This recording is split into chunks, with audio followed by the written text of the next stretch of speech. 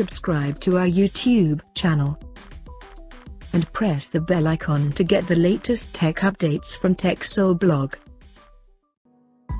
LG has launched its new entry-level smartphone under Q series in South Korea called LG Q31, and it looks quite similar to LG K31 smartphone that was launched in the US last month.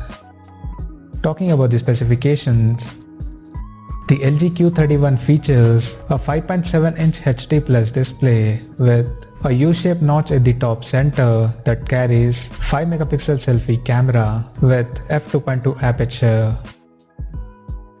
The rear panel of the phone supports a horizontally aligned dual camera setup at the top center including LED flash. The dual rear camera houses a 13-megapixel primary camera with f1.8 aperture plus 5-megapixel ultra-wide-angle lens with 120-degree field of view. Under the hood, the LG Q31 is powered by MediaTek Helio P22 chipset paired with PowerVR GE8320 GPU.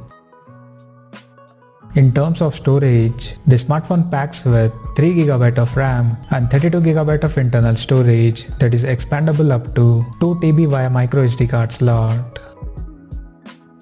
The device comes equipped by 3000 mAh battery that charges through a micro USB port. Additionally, the smartphone features a dedicated Google Assistant button for better voice control, and the phone is also compliant with US military standard 810G for durability.